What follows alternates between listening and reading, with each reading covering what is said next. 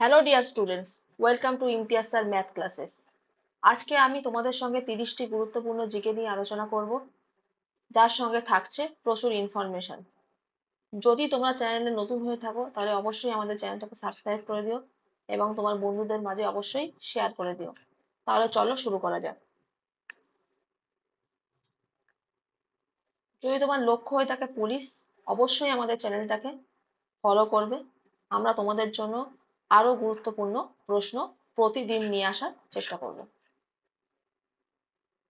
তাহলে চলো শুরু করা যাক।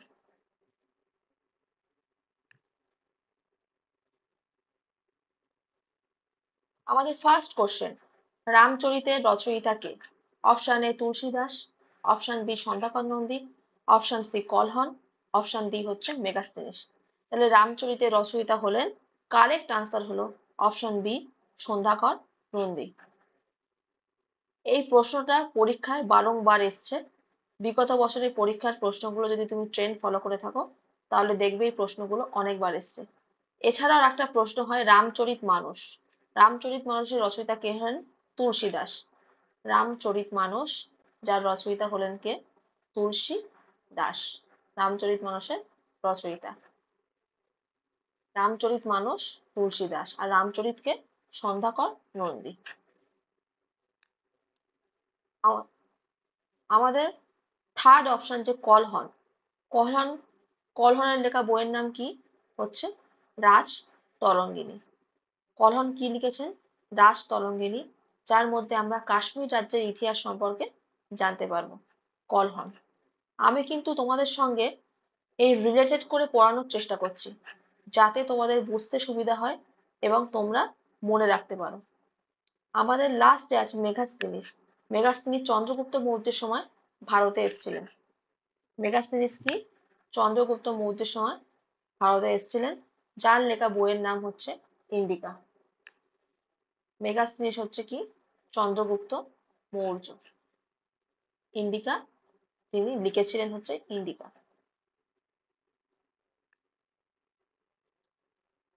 চন্দ্রগুপ্ত মৌর্য। আমি তোমাদের সঙ্গে কি প্রথম মানে নতুন ক্লাস নিচ্ছি, ফলে আমার লিখতে একটু অসুবিধা হচ্ছে, প্লিজ তোমরা একটু মানিয়ে নিও।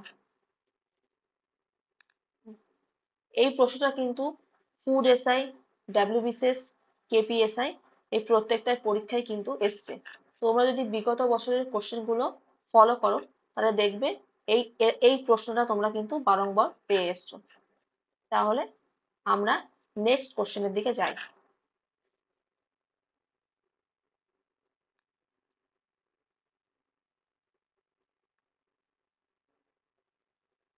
আমাদের সেকেন্ড কোশ্চেন, নিম্নের কে আড়াই দিন কা ঝোপড়া নির্মাণ করেন? নিম্নের কে আড়াই দিন কা ঝোপড়া নির্মাণ করেন? অপশন এ সম্রাট Akbar, option B Alauddin Khalji, option C Iltutmish, option D হচ্ছে কুতুবুদ্দিন আইবক। তার এই কুতুবুদ্দিন আইবক, অপশন ডি হচ্ছে আমাদের কারেক্ট আনসার। এই কুতুবুদ্দিন আইবক কি করেছিলেন? যে দিল্লির সুলতানি সাম্রাজ্যকে প্রতিষ্ঠা করেছিলেন। কিন্তু যদি বলে দিল্লির সুলতানি সাম্রাজ্যের প্রকৃত প্রতিষ্ঠাতাকে, তাহলে কিন্তু আমাদের আসবে ইলতুৎমিশ। দাস বংশের প্রতিষ্ঠাতা ছিলেন কি? Qutubuddin Aibak. Number 4, Central Potato Research Institute কোথায় অবস্থিত? Option A Dehradun, option B New Delhi, option C Tiruchirappalli, option D Shimla. আমাদের আজকে কারেক্ট আনসার হলো অপশন ডি সিমলা। এছাড়াও যদি তোমরা বলো যে ধান গবেষণা কেন্দ্র কোথায় অবস্থিত, তাহলে ধান গবেষণা কেন্দ্র কি? উড়িষ্যার কটকে অবস্থিত ধান গবেষণা কেন্দ্র। সবাই বুঝতে পেরেছো? আমার সাউন্ড ক্লিয়ার আসছে তো? তাহলে আমরা নেক্সট কোশ্চেনের দিকে যাই।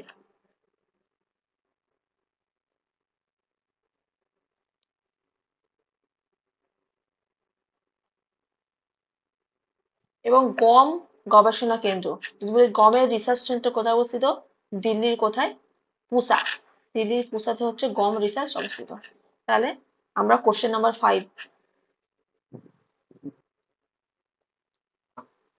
কোশ্চেন নম্বর 5, নিম্নের কোন সুলতানকে সুলতানি যুগের আকবর বলা হয়? Option A Firoz Shah Tughlaq, option B Ghiyasuddin Balban, option C Mohammad bin Tughlaq, option D হচ্ছে আলাউদ্দিন খলজি। তাহলে সুলতানি যুগের আকবর বলা হয় কি? অপশন এ ফিরোজ শাহ তুগলককে। এই ফিরোজ শাহ তুগলক কিন্তু অনেক কর্মনিয়োগ দপ্তর খুলেছিলেন ফিরোজ শাহ তুগলক। এবং গিয়াসউদ্দিন বলবান কি? সিজদা এবং পাইপস এই প্রথা চালু করেছিলেন কে? গিয়াসউদ্দিন বলবান। সিজদা এবং পাইপস, সিজদা ও পাইপস। সিজদা কথার অর্থ হলো সুলতানকে সাষ্টাঙ্গে প্রণাম করা। সিজদা হচ্ছে সুলতানকে প্রণাম করা। আর পাইপস হচ্ছে সুলতানের পদযুগল চুম্বন করা, এটা হচ্ছে পাইপস। পদযুগল চুম্বন করা, এটা হচ্ছে পাইপ। এবং এটা গিয়াসউদ্দিন বলবান প্রবর্তন করেন। গিয়াসউদ্দিন বলবান এটা প্রবর্তন করেন।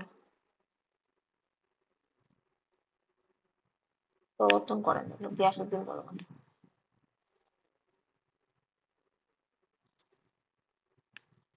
নেক্সট কোশ্চেন, অপশন 6 আবার, রাজতরঙ্গিনী রচয়িতা কে? Option A Al Biruni, option B Herodotus, option C Kalhana, option D হচ্ছে মেগাস্তেনিস। তাহলে আমাদের কারেক্ট আনসার হলো অপশন সি কলহন। রাজতরঙ্গিনী রচয়িতা Kalhana. Next question, question number 7, প্রতি বছর কবে বিশ্ব খাদ্য দিবস পালিত হয়?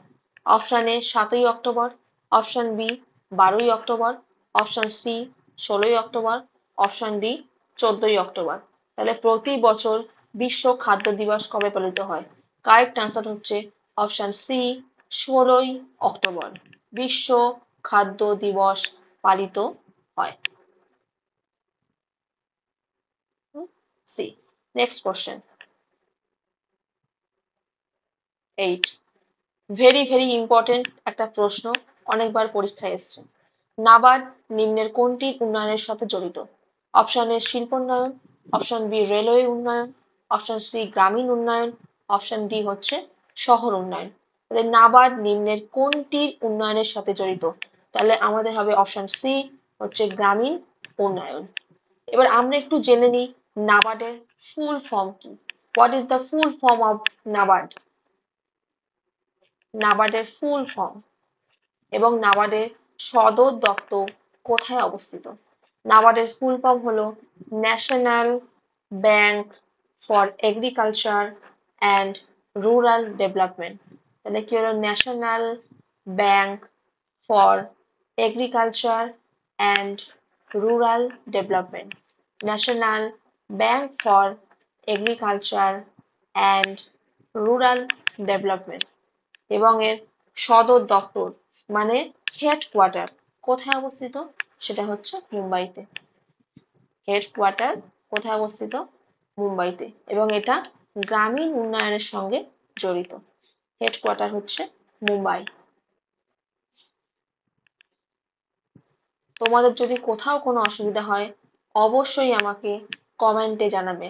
আমি নতুন, কিন্তু আমি আমার 100% এফোর্ট দিয়ে চেষ্টা করব তোমাদেরকে আরো ভালো করে, আরো ইনফরমেটিভ ভাবে পড়ানোর জন্য।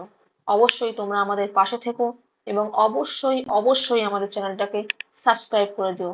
আমরা কিন্তু তোমাদের জন্য সব সময় আছি এবং তোমাদের নিয়ে চিন্তা ভাবনা করি। তাহলে নেক্সট কোশ্চেন, কোশ্চেন নম্বর 9, কোন মোগল শাসক ফতেহপুর সিক্রিতে পঞ্চমহল নির্মাণ করেছিলেন? কোন মোগল শাসক Panchmahal? Option A Jahangir, option B Aurangzeb, option C Shahjahan, option D হচ্ছে আকবর। তাহলে কোন মোগল শাসক? আমাদের কারেক্ট আনসার হলো অপশন ডি সম্রাট আকবর। আমাদের কারেক্ট আনসার হলো অপশন ডি সম্রাট আকবর। তাহলে নেক্সট কোশ্চেন,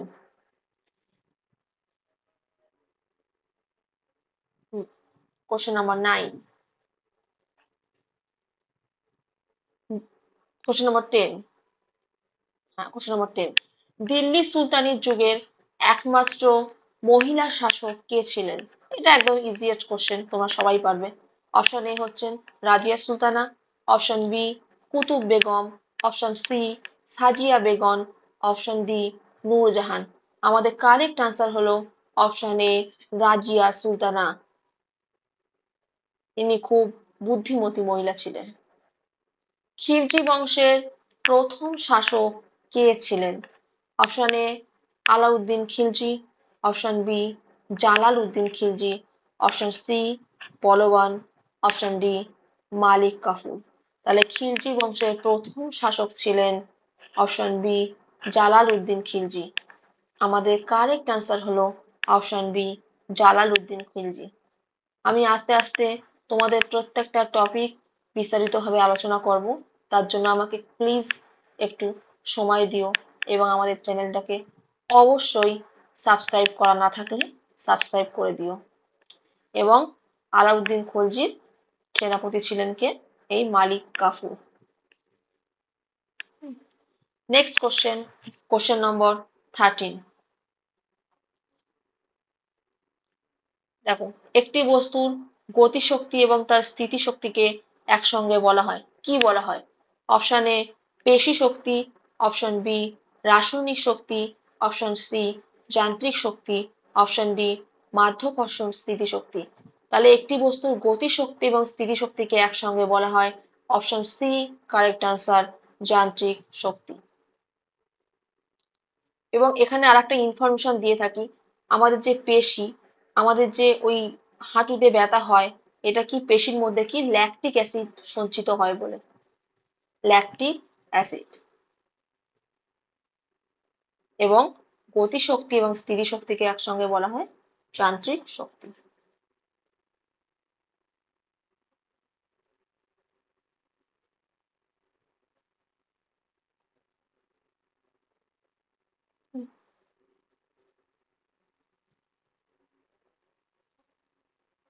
এবং গতিশক্তির তোমার ফর্মুলা হচ্ছে half into M V square, half into M V square. এটা হচ্ছে গতি শক্তি।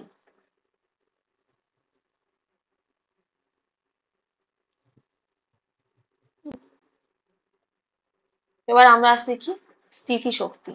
এবং স্থিতিশক্তি আমরা কি বলবো হচ্ছে এম জি এইচ, যেখানে হচ্ছে এম ফর হচ্ছে মাস, বস্তুর ভর, জি ফর হচ্ছে গ্র্যাভিটি মানে মাধ্যাকর্ষণ শক্তি, এবং এইচ ফর কি উচ্চতা। তাহলে এগুলো কিন্তু আসে বিশেষ করে রেল ওরিয়েন্টেড যে এক্সাম গুলো, এনটিপিসি, গ্রুপ ডি, এগুলোতে কিন্তু এইভাবে আসে। আমার পড়ানোর মধ্যে যদি কোনো ত্রুটি থেকে থাকে তোমরা অবশ্যই কমেন্ট করবে, আমি সেগুলোকে শুধরে নেওয়ার চেষ্টা করব।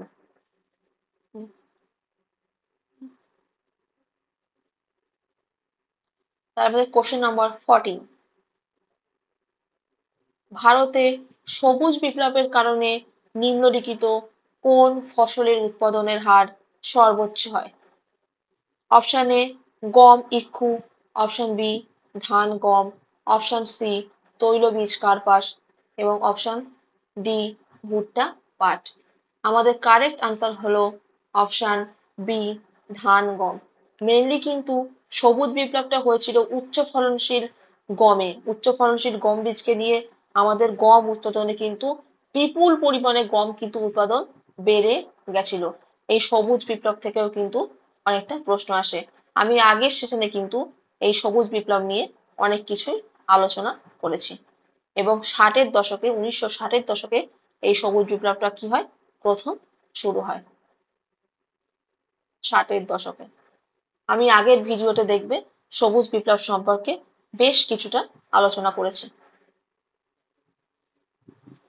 এবং এই সবুজ বিপ্লবের জনক ছিলেন কে? M S Swaminathan. সবুজ বিপ্লবের জনক ছিলেন কে? M S Swaminathan. এটা কিন্তু পরীক্ষায় কিন্তু বারবার আসে। তাহলে আমাদের next question, question number 15।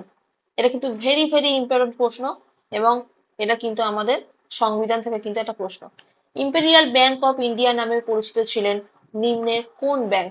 Imperial Bank of India নামেও পরিচিত ছিলেন নিম্নের কোন bank? Option A Reserve Bank of India, option B State Bank of India, option C Punjab National Bank, option D United Bank of India. তাহলে আমাদের correct answer হবে 15 15 এর কি হবে? কারেক্ট অ্যান্সার হলো B State Bank of India. এবার এই সম্পর্কে আমি তোমাদের কিছুটা ইনফরমেশন দিই। 1955 সালের পরে এই ইম্পেরিয়াল ব্যাংকটা স্টেট ব্যাংক নামে পরিচিত হয়। 1955 সালের পর এই ইম্পেরিয়াল ব্যাংক স্টেট ব্যাংক নামে পরিচিত হয় এবং এর প্রতিষ্ঠা মানে কত সালে প্রতিষ্ঠা হয়েছিল সেটা হচ্ছে 1921 সালে এটাকে সেট আপ করা হয় এবং এর প্রতিষ্ঠাতা ছিলেন জে এম কাইন্স। ইম্পেরিয়াল ব্যাংক 1921 1921 সালে এবং এনার ফাউন্ডার ছিলেন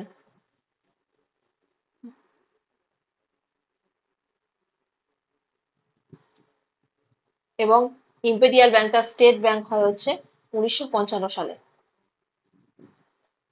55 সালে হচ্ছে এসবিআই তে রূপান্তরিত হয় এবং এর ফাউন্ডার ছিলেন হচ্ছে জে এম কাইন্স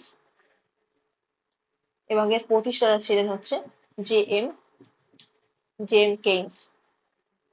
জে এম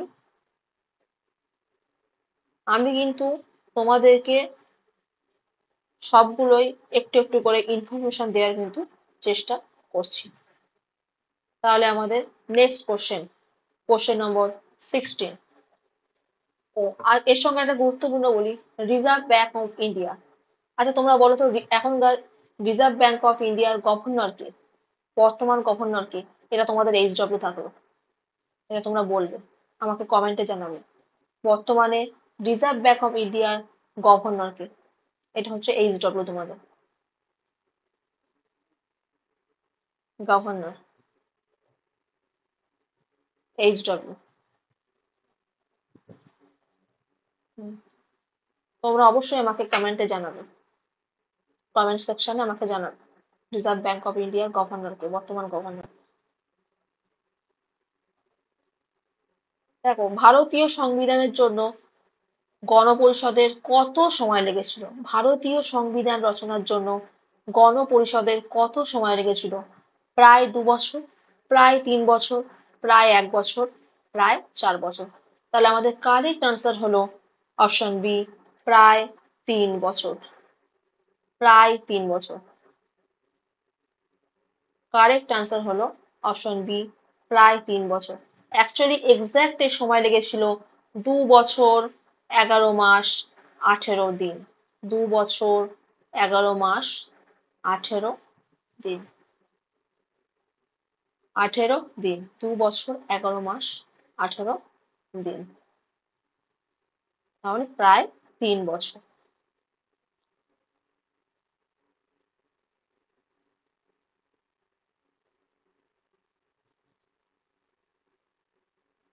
প্রায় 3 বছর লেগেছিল। 2 বছর 11 মাস 18 দিন মানে প্রায় 3 বছর, 3 বছরই ধরে নেওয়া যায়। Next question number 17। প্রতি বছর কবে জাতীয় সিভিল সার্ভিস দিবস পালিত হয়? প্রতি বছর কবে? অপশন এ 22শে March, option B 20 April, option C 21 April, option D 19 April. জাতীয় সিভিল সার্ভিস দিবস। তাহলে আমাদের সঠিক উত্তরটি হলো অপশন সি 21 এপ্রিল, মানে 21শে এপ্রিল। নেক্সট কোশ্চেন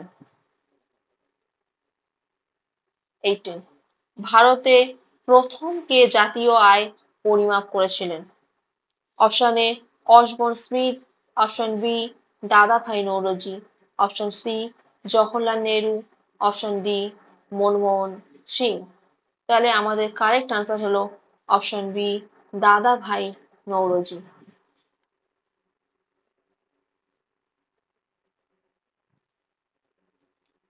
1876 সালে জাতীয় আয়ের প্রথম খসড়া করেন 1876 সালে দাদাভাই নওরোজি, 1876। এবং যিনি গ্র্যান্ড প্রথম 1876 সালে প্রথম খসড়া তৈরি করেন জাতীয় আয়ের? জাতীয় আয়ের প্রথম খসড়া তৈরি করেন? জাতীয় আয়ের প্রথম খসড়া তৈরি করেন কে? দাদাভাই নওরোজি, এবং যিনি গ্র্যান্ড ওলম্যান নামেও পরিচিত ছিলেন। গ্র্যান্ড ওলম্যান নামে পরিচিত ছিলেন। আচ্ছা তোমরা বলো তো, অসমন্ড স্মিথ কে ছিলেন? অসমন্ড স্মিথ, এটাও তোমরা অবশ্যই কমেন্টে জানাবে। এটাও তোমাদের কিন্তু HW। অসমন্ড স্মিথ কে ছিলেন?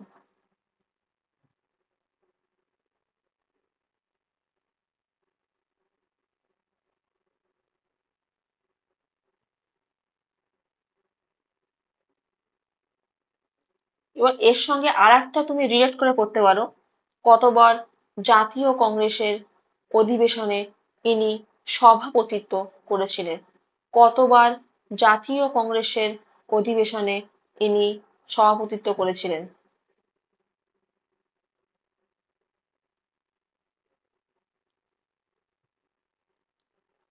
এটা হচ্ছে, এটাও তোমাদের কিন্তু HW। অবশ্যই কিন্তু কমেন্ট সেকশনে জানিয়ে দেবে। কমেন্ট সেকশনে অবশ্যই তোমরা এটা জানিয়ে দেবে। আমাদের নেক্সট কোশ্চেন, কোশ্চেন নম্বর 19।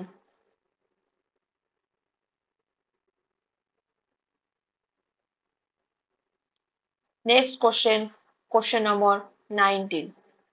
সৌরজগতের উষ্ণতম গ্রহটি হলো? অপশন এ শুক্র, অপশন বি মঙ্গল, অপশন সি বুধ, অপশন ডি ইউরেনাস। তাহলে সব থেকে উষ্ণতম গ্রহটি হলেন অপশন এ শুক্র, ভেনাস। অপশন এ শুক্র, এবং যাকে যমজ গ্রহ বলা হয়। যমজ গ্রহ, যমজ গ্রহ।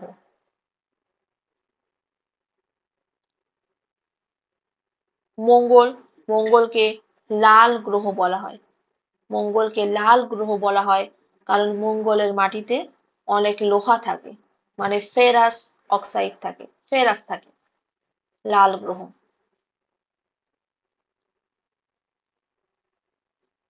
এবং বুধ হচ্ছে সব থেকে ছোট গ্রহ, এবং এটা নিকটতম গ্রহ, সব থেকে কাছেও থাকে। তাহলে আমরা তো জানলাম সৌরজগতের উষ্ণতম গ্রহ হচ্ছে শুক্র। তাহলে সব থেকে শীতলতম গ্রহ কোনটা সৌরজগতে? সৌরজগতের সব থেকে শীতলতম গ্রহ হচ্ছে কি? ইউরেনাস। এটা হচ্ছে কি? শীতলতম গ্রহ। ইউরেনাস হচ্ছে কি? শীতলতম গ্রহ। সৌরজগতের শীতলতম গ্রহ হচ্ছে, যে 8টা গ্রহ আছে তার মধ্যে শীতলতম হচ্ছে কি? ইউরেনাস।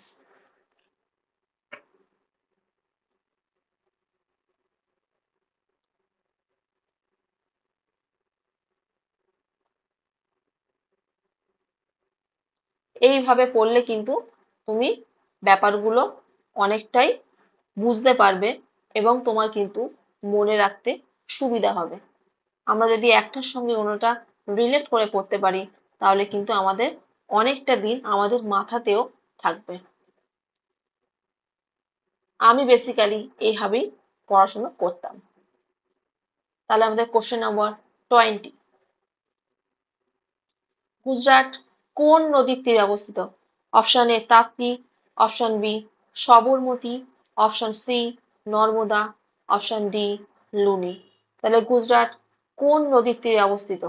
গুজরাট হচ্ছে অপশন বি সবরমতী নদীর তীরে অবস্থিত। এখানে দেখো লুনি, লুনিটা হচ্ছে কি? হচ্ছে আমাদের অন্তর্বাহিনী নদী, মানে অন্তর্বাহিনী নদী, নদী, ইনল্যান্ড রিভার। এবং নর্মদা আর তাপ্তি কি? পশ্চিম বাহিনী নদী। নর্মদা এবং তাপ্তি হচ্ছে কি? পশ্চিম বাহিনী নদী। নর্মদা এবং তাপ্তি, নর্মদা এবং তাপ্তি হচ্ছে কি? পশ্চিম বাহিনী নদী। একটার সঙ্গে একটা রিলেট করে পড়বে সবসময়, তাহলে খুব সুন্দরভাবে নিজেরা বুঝতে পারবে। তাহলে নেক্সট কোশ্চেন নাম্বার 21, ক্যালসিফেরলের অভাব ঘটিত রোগটির নাম কি? Option A pellagra, option B xerophthalmia, option C scurvy, option D rickets.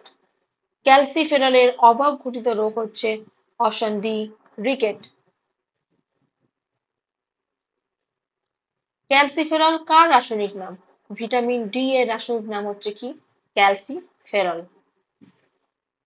Vitamin D এর রাসায়নিক নাম হচ্ছে ক্যালসিফেরল। ক্যালসিফেরল হচ্ছে ভিটামিন ডি এর রাসায়নিক নাম হচ্ছে কি ক্যালসিফেরল।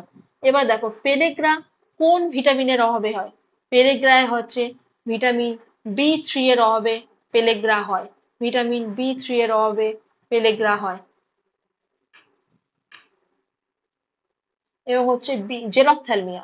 জেরপ্থ্যালমিয়া কোন ভিটামিনের অভাবে হয়?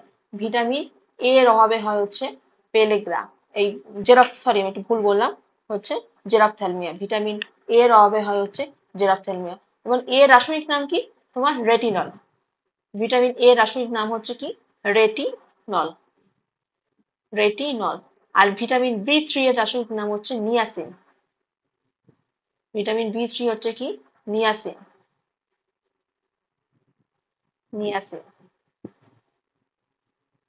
এবং স্কারবি, দেখো থার্ড অপশন যে স্কারবি, এটা হচ্ছে ভিটামিন সি এর অভাবে। ভিটামিন সি, যার রাসায়নিক নাম হচ্ছে অ্যাসকর্বিক অ্যাসিড। ভিটামিন সি হচ্ছে অ্যাসকর্বিক অ্যাসিড। ভিটামিন সিটা মেনলি টক জাতীয় ফলে বেশি পাওয়া যায়, টক জাতীয় ফলে।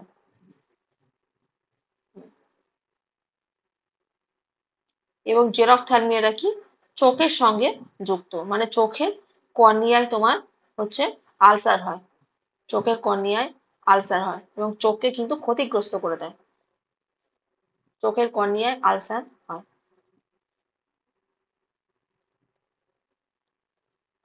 Next question number 22। এবং আর একটা হয় কি বলতো, চোখের মানে রাতকানা রোগও কিন্তু হয় ভিটামিন এ এর অভাবে। রাতকানা রোগও হয়। কোশ্চেন নাম্বার 22, বৃহৎ সংহিতা গ্রন্থের রচয়িতা কে? বৃহৎ সংহিতা গ্রন্থের রচয়িতা হচ্ছে Varahamihira. Option B Varahamihira. Question number 23, polio vaccine আবিষ্কার করেন? Option A Louis Pasteur, option B Marie Curie, option C Jonas Salk, option D Alexander Fleming.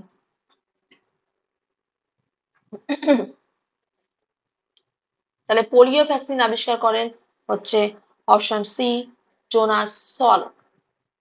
এছাড়াও আলেকজান্ডার ফ্লেমিং হচ্ছে কি পেনিসিলিন আবিষ্কার করেন। আলেকজান্ডার ফ্লেমিং হচ্ছে পেনিসিলিন আবিষ্কার করেন, যেটা হচ্ছে প্রথম অ্যান্টিবায়োটিক। পেনিসিলিন আবিষ্কার করেন, প্রথম অ্যান্টিবায়োটিক। এবং পেনিসিলিয়াম নোটেটাম নামক ছত্রাক থেকে কিন্তু তিনি এই ওষুধটি আবিষ্কার করেন। পেনিসিলিয়াম নোটেটাম নামক ছত্রাক থেকে তিনি প্রথম এই ওষুধটি আবিষ্কার করেন, মানে এই অ্যান্টিবায়োটিকটি আবিষ্কার করেন। নোটেটাম নামে এক প্রকার ছত্রাক থেকে।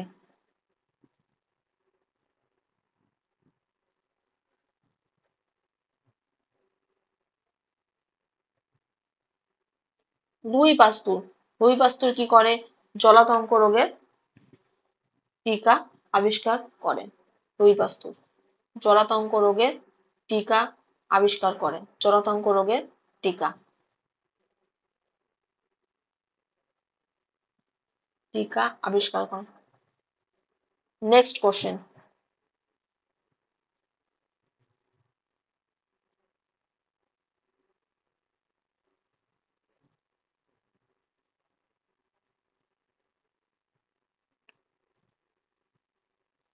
এই পেনিসিলিন অ্যান্টিবায়োটিক এটাও কিন্তু পরীক্ষায় কিন্তু আসে। বিশেষ করে রেল ওরিয়েন্টেড যে কোশ্চেন গুলো থাকে, রেল ওরিয়েন্টেড যে এক্সাম গুলো থাকে, তার মধ্যে কিন্তু এগুলো পরীক্ষায় আসে। ক্লাসগুলো কিন্তু অবশ্যই ভালোভাবে তোমরা দেখবে এবং ভালো লাগছে কিনা সেটাও আমাকে কমেন্টে জানাবে। তোমাদের একটা কমেন্টই কিন্তু আমার নেক্সট ক্লাসে অক্সিজেন যোগাবে। এবং অবশ্যই do like and subscribe and share. অবশ্যই অবশ্যই এটাই কিন্তু মাস্ট। অবশ্যই। তাহলে আমাদের next question, question number 24। Ramsar সম্মেলন অনুষ্ঠিত হয় কোন সালে? Option A 1992, option B 1971, option C 1987, option D 1973। আমাদের কারেক্ট আনসার হলো অপশন বি 1971। আমি এই রামসার সাইট বা রামসার সম্মেলন, কতগুলি জলাভূমি আছে, এই নিয়ে আমরা নেক্সট ক্লাসে কিন্তু একটা মানে বড়সড় সমস্ত তথ্য যতগুলো এই সংক্রান্ত দেওয়া যায় আমি কিন্তু তোমাদের জন্য নিয়ে আসবো।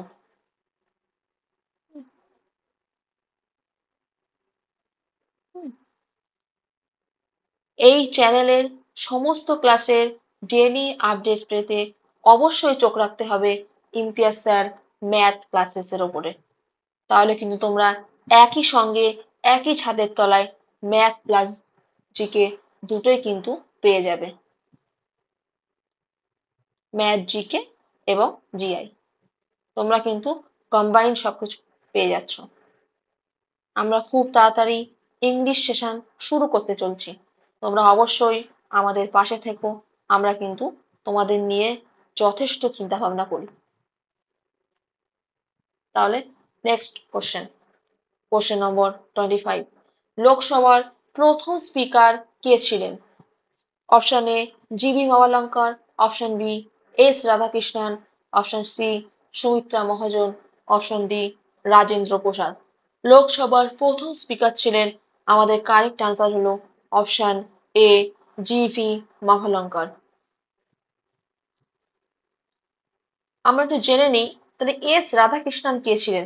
এস রাধাকৃষ্ণন ছিলেন স্বাধীন ভারতের প্রথম উপরাষ্ট্রপতি। রাধাকৃষ্ণন ছিলেন স্বাধীন ভারতের প্রথম উপরাষ্ট্রপতি এবং এনার জন্মবার্ষিকীতেই কিন্তু আমাদের শিক্ষক দিবস প্রতিপালিত হয়। এই সর্বপল্লী রাধাকৃষ্ণনের জন্মদিন উপলক্ষে কিন্তু আমাদের শিক্ষক দিবস পালিত হয়।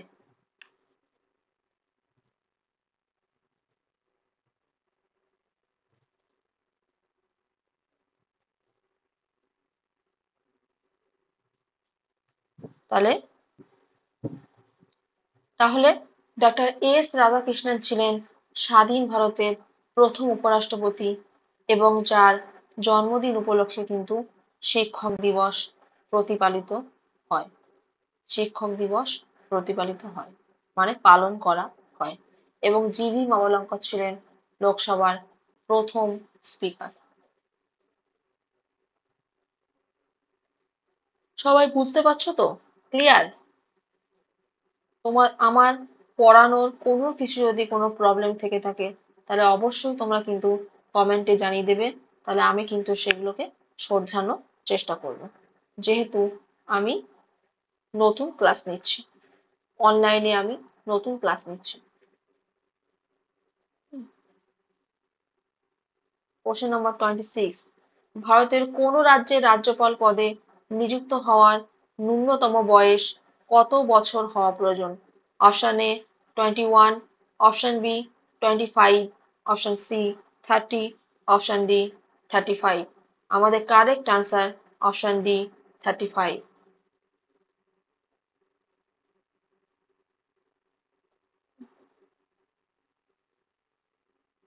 Correct answer option D 35।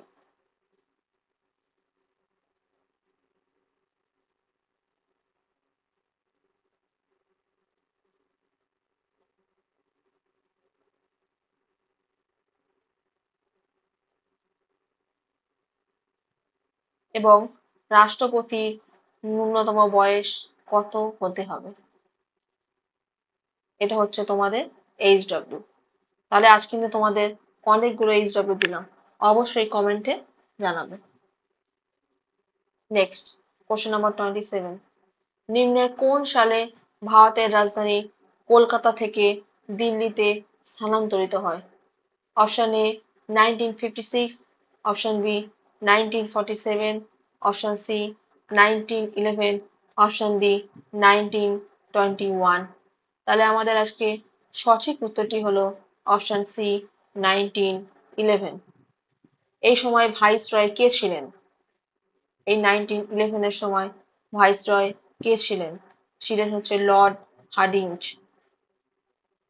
Lord Hardinge viceroy ছিলেন হচ্ছে লর্ড হার্ডিঞ্জ। তবে নেক্সট কোশ্চেন, হু এর সদর দপ্তর নিম্নের কোথায় অবস্থিত? Option A Vienna, option B Geneva, option C New York, option D Paris. আমাদের কারেক্ট আনসার হলো অপশন বি জেনেভা। হু এর সদর দপ্তর ছিল কোথায়? জেনেভাতে। Option B correct answer. আচ্ছা তোমরা বলো তো নিউ ইয়র্কে কি ছিল? কোন কার্যালয়ের সদর দপ্তর ছিল নিউ ইয়র্ক? এটা হচ্ছে তোমাদের এইচডব্লিউ। এবং হু হচ্ছে 1948-এ সেট আপ হয় হু। এভাবে তোমরা ভিয়েনা, প্যারিস সবগুলোই করবে। হু হচ্ছে সেট আপ হয় 1948। 1948। তাহলে তোমাদের কাজ থাকলো ভিয়েনা, প্যারিস, নিউ ইয়র্কে কোন কোন সদর দপ্তর, কার কার সদর দপ্তর অবস্থিত সেটা তোমরা অবশ্যই জানাবে।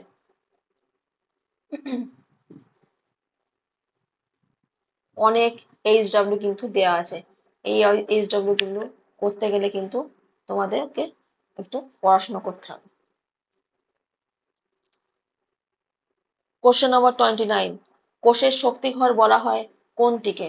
Option A mitochondria, option B nucleus, option C Golgi body, option C হচ্ছে রাইবোজোম। তাহলে আমাদের কারেক্ট আনসার হলো option A mitochondria. Correct answer option A mitochondria.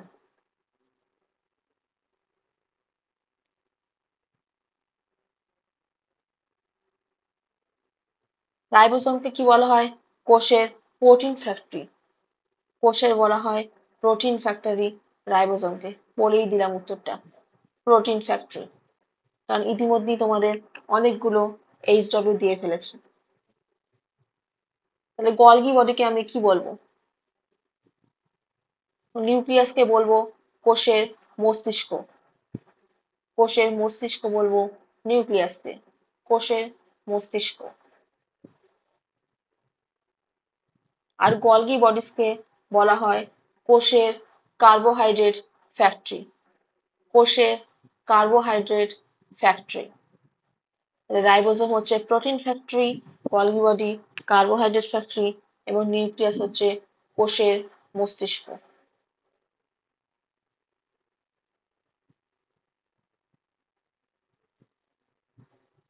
Nucleus কোষের মস্তিষ্ক, গলগি বডি কার্বোহাইড্রেট ফ্যাক্টরি এবং রাইবোজোম হচ্ছে কি প্রোটিন ফ্যাক্টরি। নিউক্লিয়াস কোষের মস্তিষ্ক, Golgi body carbohydrate factory, ribosome protein factory এবং কোষের শক্তিঘর হচ্ছে মাইটোকন্ড্রিয়া। এবং এর সঙ্গে আমরা জানবো কি আর একটা কি এটিপি এর ফুল ফর্ম। এটিপি হচ্ছে, এটিপি কি বলা হয়? Adenosine triphosphate. অ্যাডিনোসিন ট্রাইফসফেট এটাও কিন্তু পরীক্ষাতে আসে। এটিপি হচ্ছে কি অ্যাডিনোসিন ট্রাইফসফেট। এটিপি। মাইটোকন্ড্রিয়ার মধ্যে কি থাকে? এই এটিপি থাকে। মানে মাইটোকন্ড্রিয়াতে এই এটিপি উৎপন্ন হয়। এর ফুল ফর্ম হচ্ছে adenosine triphosphate. Adenosine triphosphate. Phosphate মূলক এখানে তিনটে থাকে বলে ট্রাই হলো। এইভাবে সবাই পড়বে। এভাবে পড়লে কিন্তু তোমাদের অনেক দিন মনে থাকবে।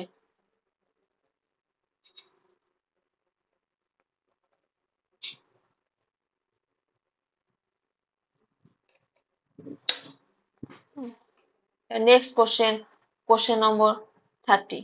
সংবিধানের কোন অংশে কল্যাণমূলক রাষ্ট্র ধারণাটি বর্ণিত হয়েছে? অপশন এ মৌলিক অধিকার, অপশন বি মৌলিক কর্তব্য, অপশন সি রাষ্ট্র পরিচালনার নির্দেশাত্মক নীতি, অপশন ডি প্রস্তাবনা।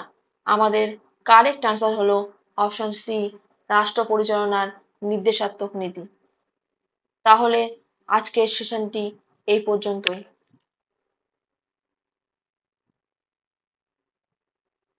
দেখা হচ্ছে নেক্সট সেশনে।